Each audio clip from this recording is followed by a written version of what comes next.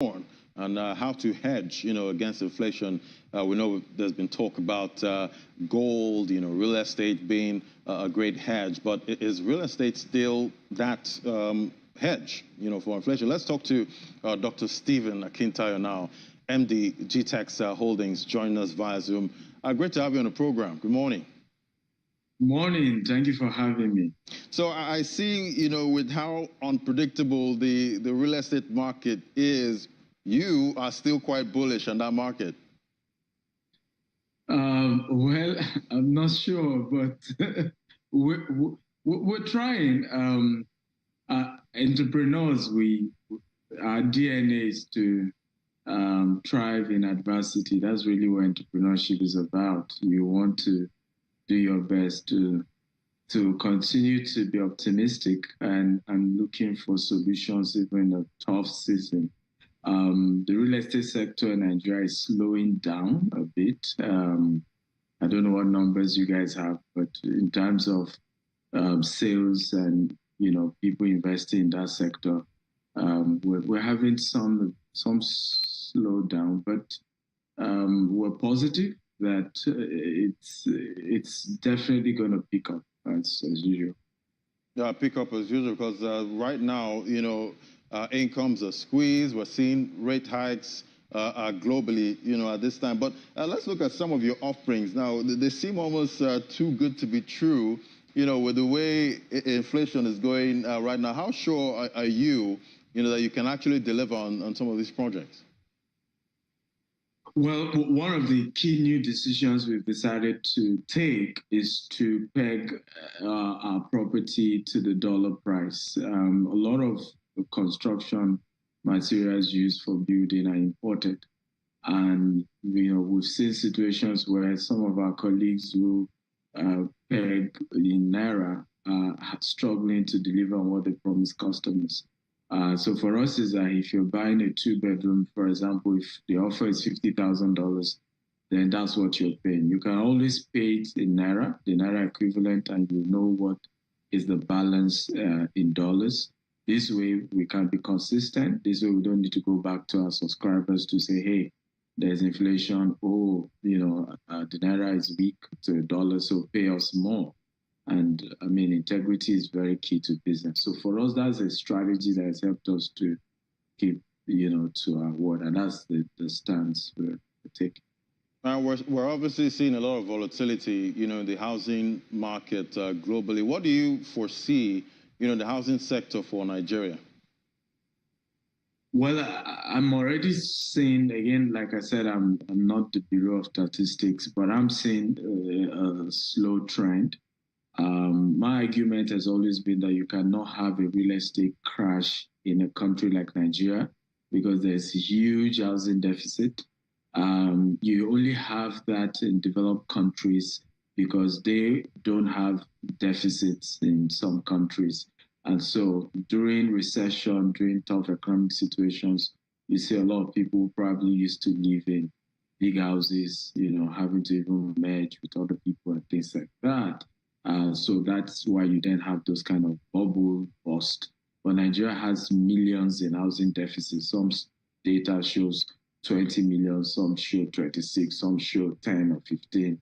But either way, we all agree that the deficit run into millions. And when you look at even the private sector, construction houses that we're building right now, they are not even up to millions across the country. When you look at all the federal government schemes and programs, it's not even up to a million in terms of the unit of houses being constructed.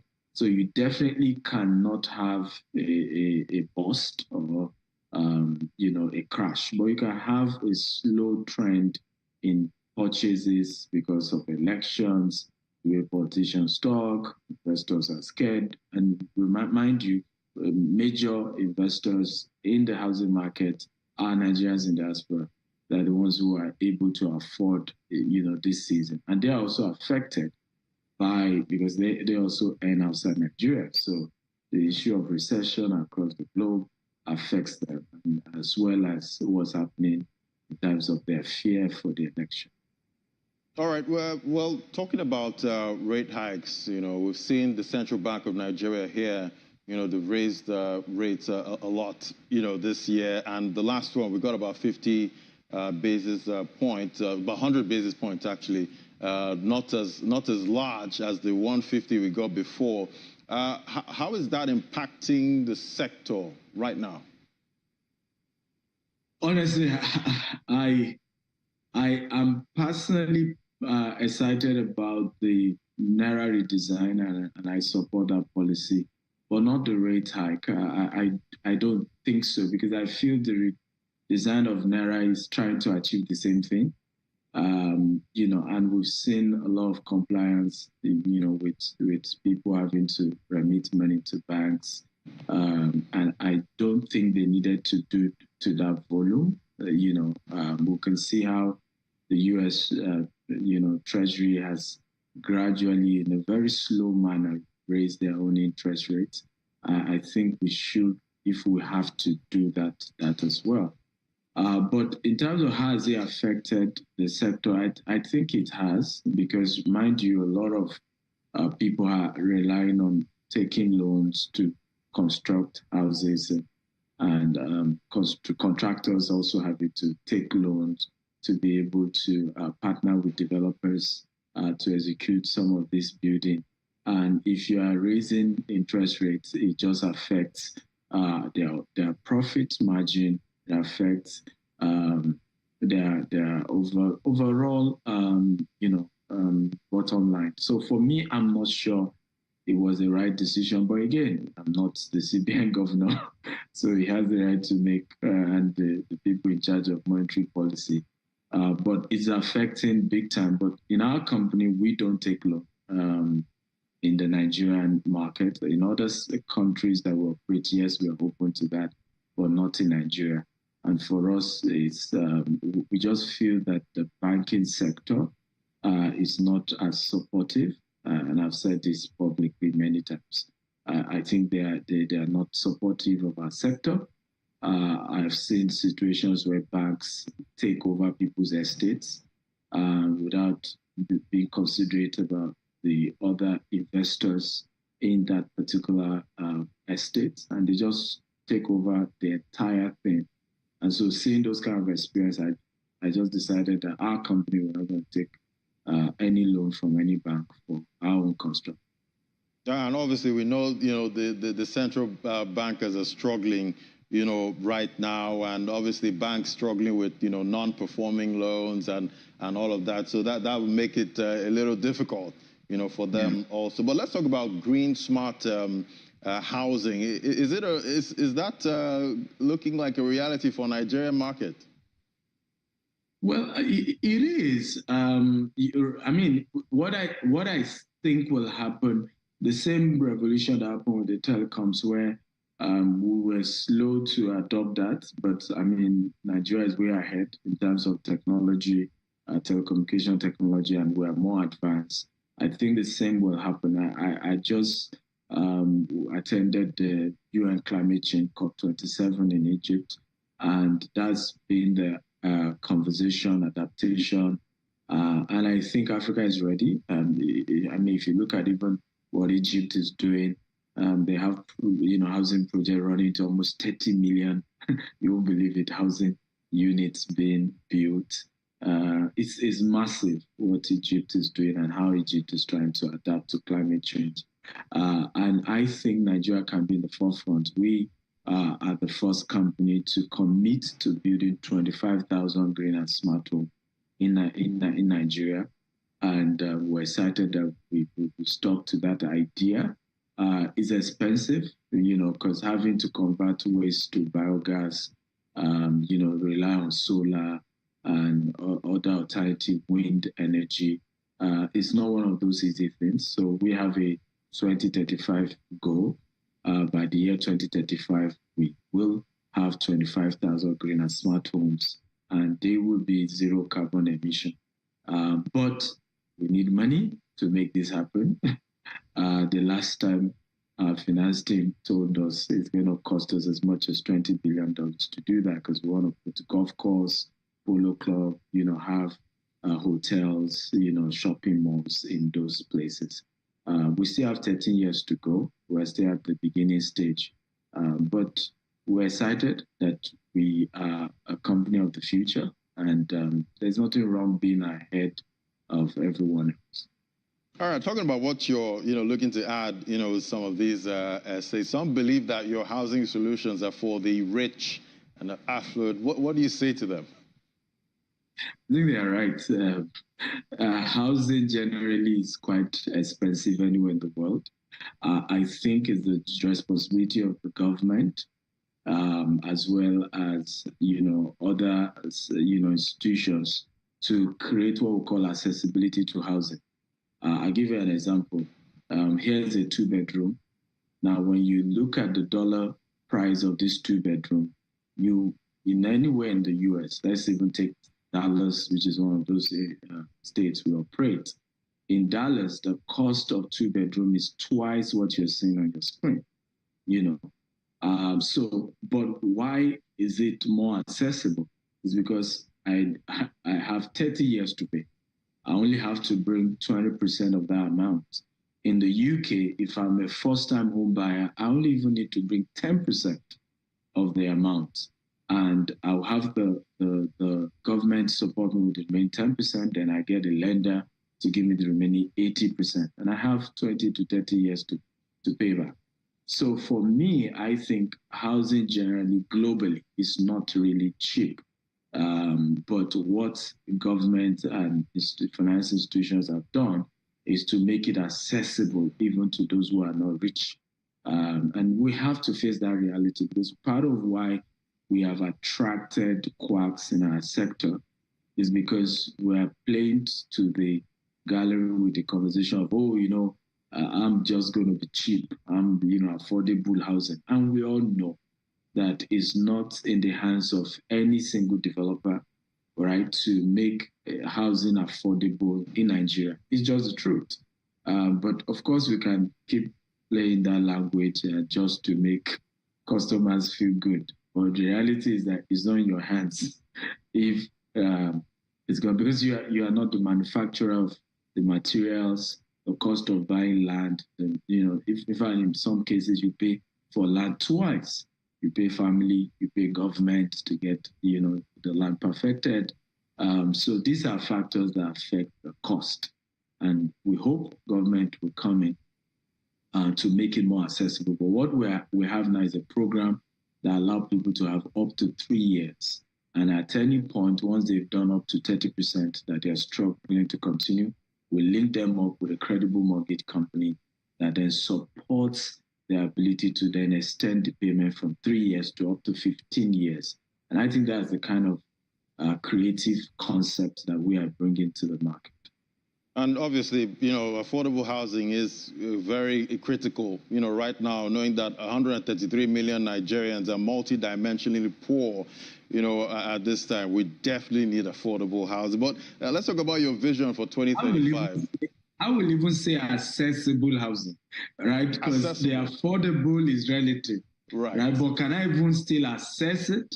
Even if the price is a bit higher, and then I have enough time to spread, which is what's happening all over the place. Yeah, enough time, to spread is, also much needed too. Let's talk about your vision now for 2035. Still, a dozen years away. We've seen you, continuous expansion into other countries and continents. Do you think you'll still have a Nigerian or African face, at that time?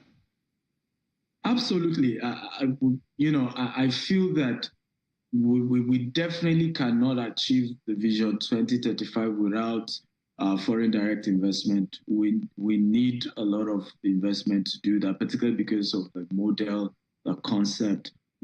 For example, I'll give you an example. One of the technology we've seen that we want to adopt is a machine that converts plastic to energy, right? However, that machine alone goes for over $6 million, right?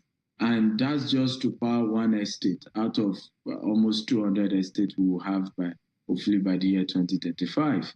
So when you look at the cost implication, you definitely need a lot of foreign direct investment, even grants as well. However, for us is to say that if our success in Dubai, in UK, and US, gives a lot of these investors who are even based in this country to say, okay, we know you here. We've seen what you're doing here. So we can trust you when you say you have this big project in Nigeria and you need us to invest. And so for us, we feel that our international expansion, it gives us a lot of credibility abroad, enough to attract a lot of investors to believe in our vision and to partner with us in our Nigerian quest.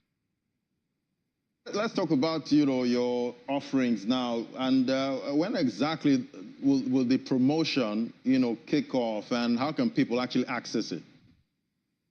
Beautiful. So we already have a lot of people who have started taking advantage, but we're doing a global virtual launch on Saturday, 10th of December, and we're inviting the general public, particular investors, to come, and we will be able to break down the offers. It's an off-plan sales. Again, like I told you, we try our best not to take loan because experiences we've had is not encouraging. And so for us, what we've done is to say, you know what we'll give you opportunity to pay us gradually. We'll mobilize to sites in March of 2023 and start building gradually. Those who pay outright by early 2024 will even get keys to their house. And of course, others who are paying installment for 3 years, once they are done completing their payment, they then get a key to their house. And we've made it such that we have 5 locations in Lagos. We have Abeokuta, we have Asaba, we have Abuja. So you have that option of where you want to buy, whether it's Isheri or Obudu or Ikorodu or Ibejuleki. So there is that choice. We already have normal, ready to move in, units that we currently market, and they are all over Lagos, and we're spreading to other locations as well. But those ones is you're having to pay outright because the houses is already, and you just pay fully and you move in. But this ones gives you opportunity for accessibility by flexible payment. And it also gives us enough time for us to also deliver. So a 3-year window period is a fantastic time. And what will be happening to investors is that in that 3 years, you're almost having 100% return on investment, because by the time the house is ready, the value of the property will be almost 100% what it was 3 years ago when you started paying. And remember, you had that flexible payment to pay. And it's one of the most amazing ways. And what we've also done is to have a subsidiary called GtextHomes that is able to help you rent out your apartment in the case where you are doing this for investment. So we're able to help you get tenants, and you are able to get regular cash flow. And that's really one of the major reasons why people invest in real estate, is that consistent cash flow that can keep coming in. You have tenants paying you rent, and you're making more. All right, Dr. Akintayo, I know at some point you're going to give me some 30-year plan. I'll be expecting that. Thank you so much, Dr. Stephen Akintayo, MD, GTEX Holdings.